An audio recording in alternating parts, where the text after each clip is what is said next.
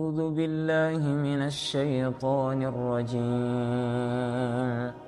بسم الله الرحمن الرحيم.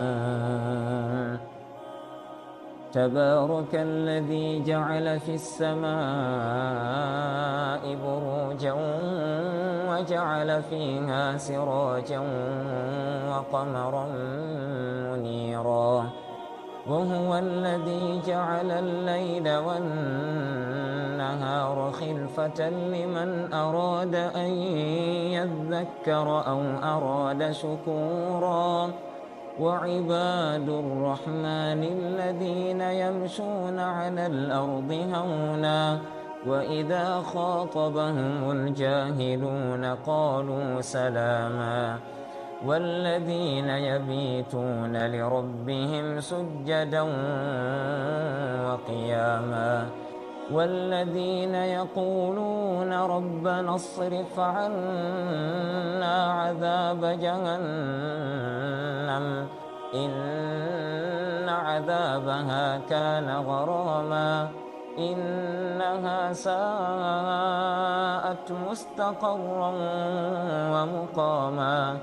والذين إذا أنفقوا لم يسرفوا ولم يقتروا وكان بين ذلك قواما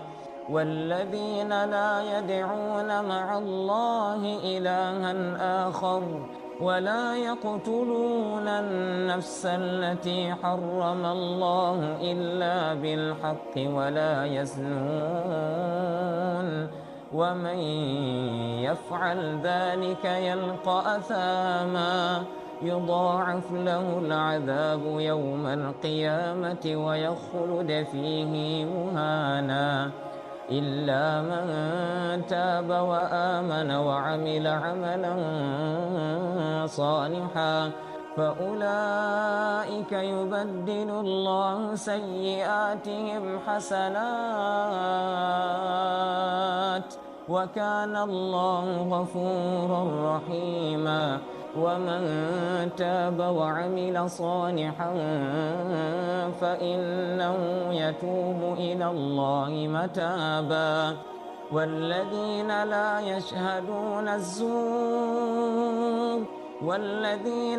يشهدون الزور وإذا مروا باللغو مروا كراما والذين إذا ذكروا بآيات ربهم لم يخروا عليها صما وعميانا والذين يقولون ربنا هب لنا من أزواجنا وذرياتنا قرة أعين وجعلنا للمتقين إماما أولئك يجزون الغرفة بما صبروا ويلقون فيها تحية وسلاما خالدين فيها حسنت مستقرا ومقاما قل ما يعبأ بكم ربي لولا دعاؤكم فقد كذبتم فسوف يكون لزاما.